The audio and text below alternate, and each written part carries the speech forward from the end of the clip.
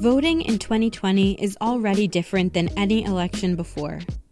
We're in the middle of a global pandemic, causing voters to shy away from voting in person at their local polls. Voting by mail is an option, but the U.S. Postal Service is under attack by President Trump. The post office is a catastrophe. And the process to vote this way varies state by state. Here are a few key voting terms to best understand how to make sure your vote counts. Absentee voting is when a registered voter knows they will be absent from their normal voting district and is allowed to vote by mail. Absentee voting started during the Civil War, allowing soldiers to cast their ballots in their home states from afar.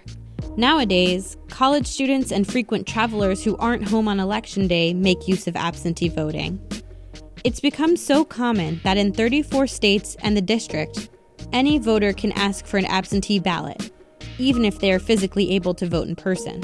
This is where mail-in voting comes in, which is simply how some states refer to absentee voting. Mail-in voting broadens the definition to include all ballots delivered by mail, regardless of a voter's whereabouts or reason for not voting in person. Because of the pandemic, some states are automatically mailing ballots to voters, while other states are sending out applications in order to receive one. Some states aren't doing either, so it's up to voters to be proactive and request a ballot or application from local election officials. And remember, no matter your scenario, you need to first be registered to vote. 5 states, including Colorado, Hawaii, Oregon, Utah, and Washington, have conducted all-mail voting for years.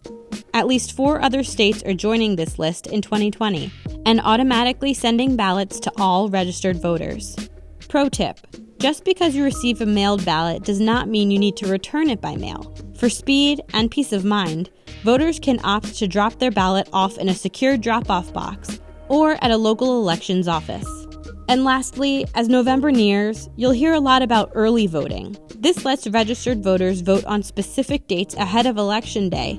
Early voting usually happens in person, but in some states, there's also the option of requesting and sending back your mail-in ballot as early as possible.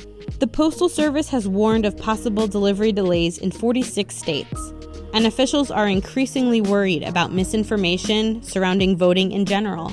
Just remember, the sooner you get your ballot in the mail, the better.